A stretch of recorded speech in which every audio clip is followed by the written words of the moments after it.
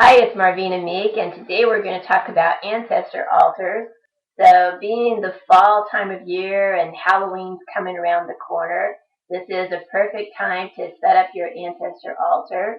A long time ago, the Celtics were some of the first people that would create an ancestor altar, and unfortunately, but they did theirs really out of fear, and they were just worried that the ancestors that had died in the past year, that they would come back and they would haunt them because they were jealous that they had died and then the people living here had survived the winter. So they a lot of times would create an ancestor altar, and it was kind of a way to appease their ancestors and feed them. And then they created like lights and bonfires, and their idea is to kind of feed them and make them happy, and then send them back to the spirit world.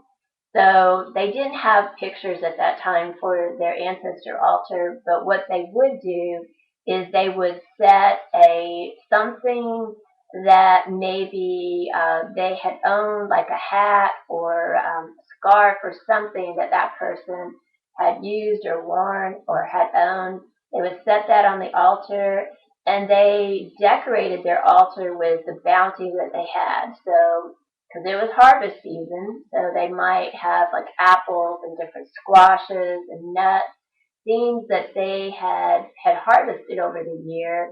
And sometimes they would create a dish that maybe that ancestor particularly loved, like for instance an apple pie, and they might set that on the altar by their mementos as an offering to that loved one, so that that loved one wouldn't haunt them or wouldn't, like, maybe whatever bad luck that had caused them to die wouldn't rub off on the living ones. They also set this altar up as a way to honor divinity, to the gods and the goddesses, as a way, again, of showing thanks for what the bounty that they had taken in over the harvest season, and as kind of a plea to, hey, help me out, help us make it through the winter. So that was another reason that they created these ancestor altars. And as we got more knowledgeable and photography came into being, people started setting up their ancestor altars with photographs of loved ones that are in the spirit world.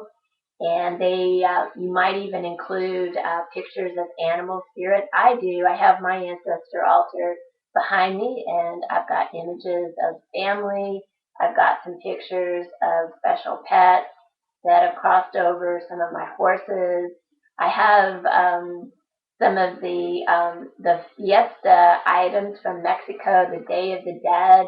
Some of my clients have gifted me with, and I think they're a fun way to decorate the ancestor altar. And the skull is a symbol of wisdom, and it's a symbol of our commitment to gaining wisdom over every time we incarnate, every soul. It's like we gather wisdom from this lifetime and we add it to other lifetimes that we already lived. And this is how we evolve. And so that's one of the reasons that you see the skulls out. In Mexico, they have a lot of traditions with decorating their ancestor altars, and often they might make an individual altar for different family members would have their own altar, and sometimes they'll even create an ancestor altar at the grave, and they'll decorate it with lights, and especially marigolds are really popular to decorate with different things that they like to eat and drink, and pictures and candles, and they kind of like have a fiesta there. So you have traditions of Halloween all over the world. They all contribute, but this is my way of creating an ancestor altar, and it's just a way of honoring those spirits that have gone on before us, of remembering some of the things that they brought into your life, some of the lessons that they might have helped you to learn, and just kind of keeping their memory alive. So I hope you've enjoyed my video article on ancestor altars.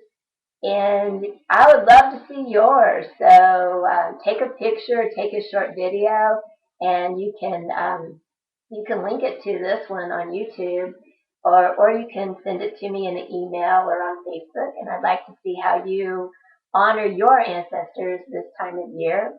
And of course, if you would like to purchase a mediumship reading with me, this is the best time of year to do it, and I'd love to hear from you. You can purchase that on my website at marveena.com.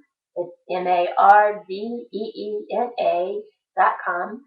And I hope that y'all have a very powerful holiday season. Thanks a lot. Bye bye.